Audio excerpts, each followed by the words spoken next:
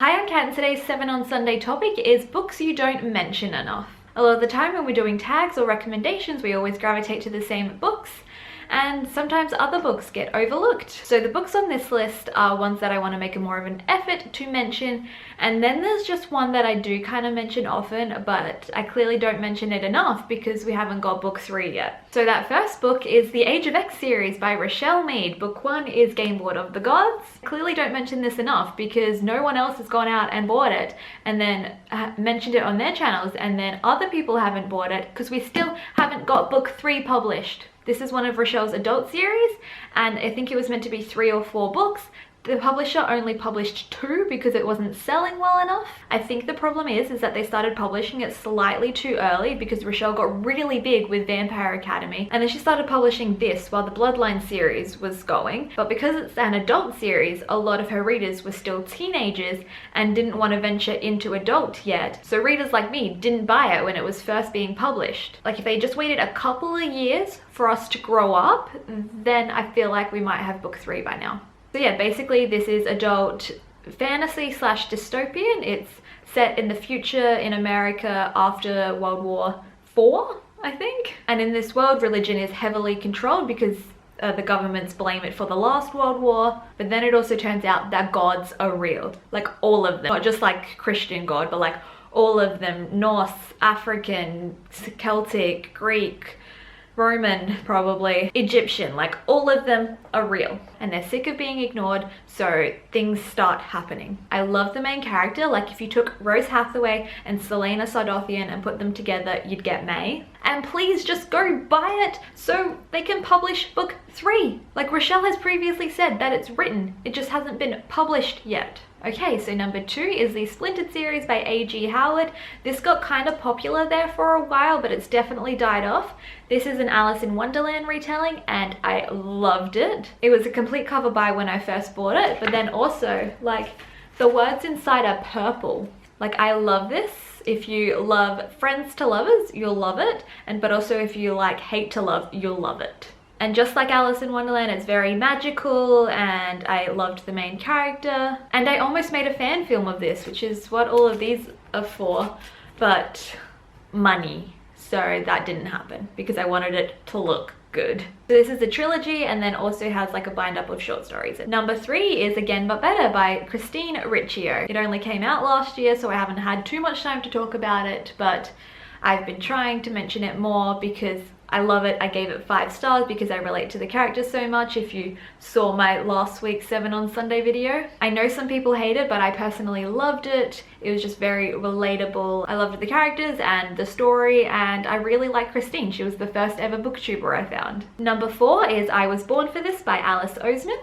This is the story of a boy band, and one of the members of the boy band is a trans boy. And then we also have our main girl, who is a Muslim girl. So basically the band is performing, and our main girl, Angel, meets up with one of her online friends that she's never met before, and they're going to go to the concert together. And it's a very good exploration of fan culture and the way it really is and the way it's represented to people, but then also the workings of a boy band and with what they're allowed or not allowed to do and how that affects them, like, mentally. And it was just very good. Number 5 is Valentine by Jodi McAllister. I've only read book 1 so far. I own book 2, and I will buy book 3 at some point.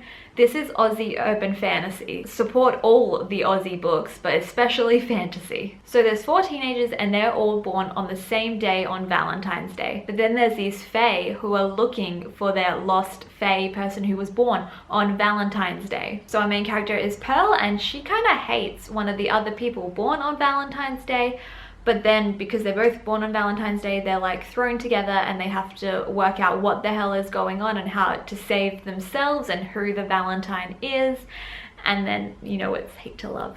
And number 6 is one that I try to mention more often, and that is The Things I Didn't Say by Kylie Fornasia. I did mention this in my last week's 7 on Sunday as well. This is the story of a girl with selective mutism, and it explores how that affects her in public and how it works with her relationships and all of that. I just really loved this book. It focused on quite a serious topic, but was easy to read, and it's Australian, so that was relatable. And this is also a signed copy, and I got it during like the virtual launch that happened.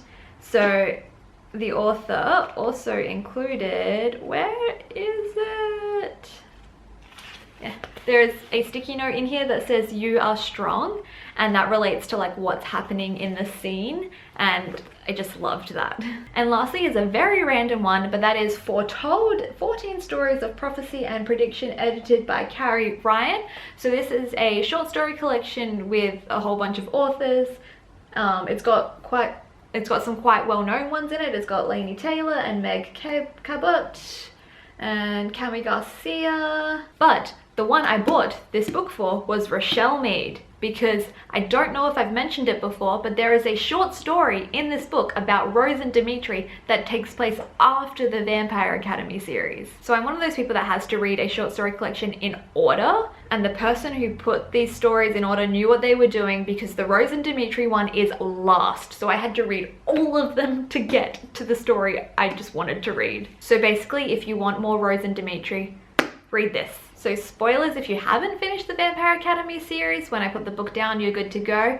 But the story is basically Rose and Dimitri go back to Russia to visit Dimitri's family after he's no longer a Strigoi. And it was just so heartwarming, like you got to see his family and they embraced him and Rose. But then there's also this guy who like runs into the welcome home party and he's like, there's this vampire killing everyone. So everyone like looks at Rose and Dimitri and they're like, oh, okay, so we've got to go fix this.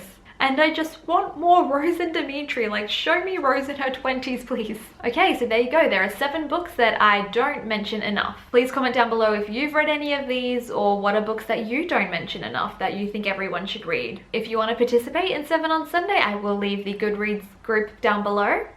And if you like this video, please give it a thumbs up and subscribe to my channel to see more of my videos.